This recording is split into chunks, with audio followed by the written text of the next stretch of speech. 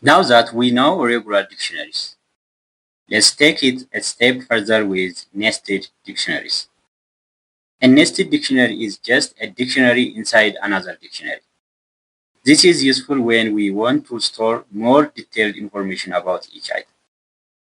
Let's create a nested dictionary to store student information, including their grades and age.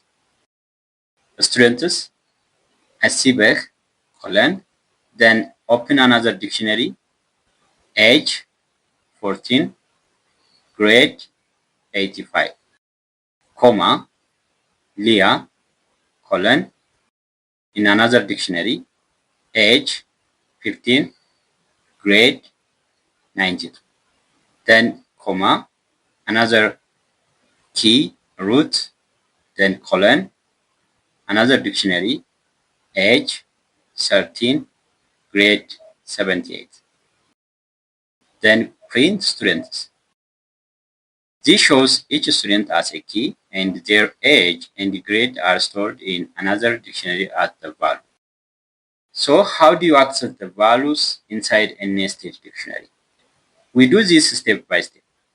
First, use the outer key, then the inner key.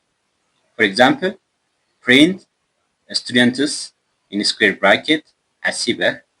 Asibah is the outer key, then the inner key is grade.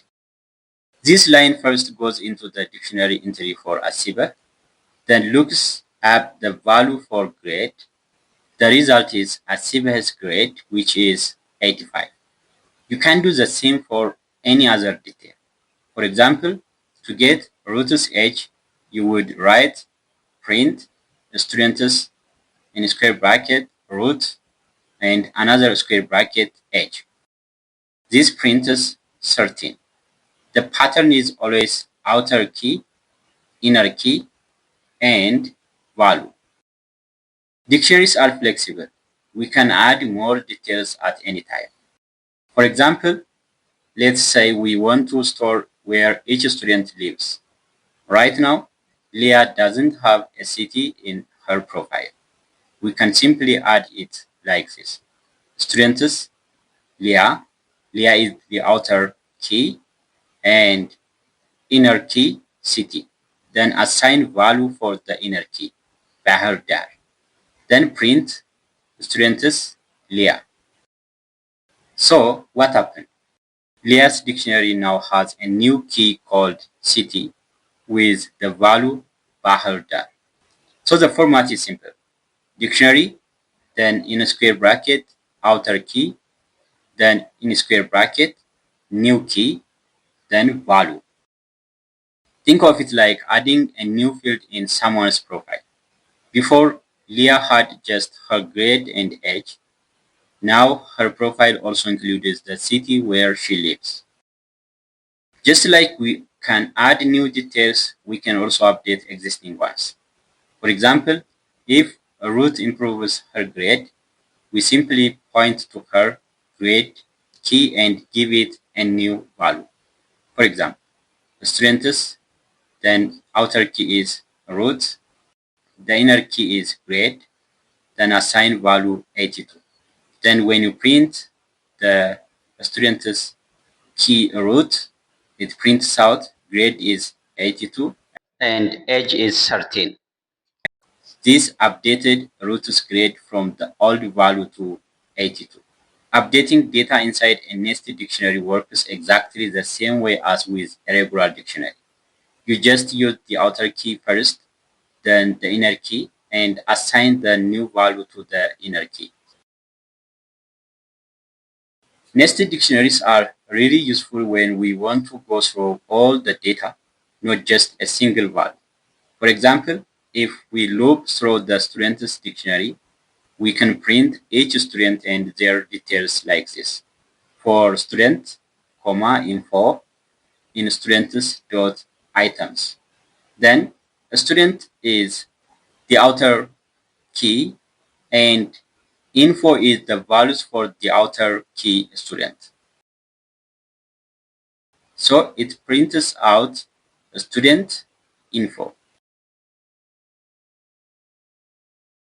It prints out asibah, then the values for the asibah is another dictionary that holds grade and age. Leah holds grade, age, and city. Ruth holds grade and age. This prints the student's name followed by their whole profile dictionary. But what if we want the output to look even clearer with every detail shown on its own line? For that, we can use a nested loop. One loop for the students and another loop for each student's details. Look at this. For students, info in students.items, then print student. That is the outer key, student's name. Then we go through the nested dictionary again. For key, value in info.items, then the key is the keys of the inner dictionary and value is the values for that inner dictionary and print key and value. Now the data looks neat and easy to read. First we print the student's name, then each piece of information like grade, age or city. This way beginners immediately see why we are using two loops. The outer one goes through each student and the inner one goes through the details. This is a powerful way to display complex data in a clean format. Just like we can add or update data in a nested dictionary, we can also remove items from a nested dictionary. If we only want to delete one detail, like Leah's city, we use DL with both the outer key and the inner key. DL students in square bracket, the outer key is Leah and refer the inner key is city. When you print students Leah, it prints out grade and age, but city is removed. Now Leah's dictionary no longer includes the city field, but sometimes we may want to delete the entire student entry. For example, if Ruth leaves the class, we can remove her whole record like this. DL students, then call the outer key without inner keys, then print students. Now, in the dictionary, we have Asibah and Leah's profile only. Ruth's profile is now completely gone from the dictionary. Here is the rule. Use DL with both outer and inner keys to remove a specific detail. Use DL with only the outer key to remove the entire record. Now let's see a real-world example, employees information. Nested dictionaries are perfect for storing structured data, like employee information in a company. Let's create a dictionary where each employee has their own profile with a position and a salary. The names are the outer key in the employee's information, and each key has another dictionary which contains the position and salary.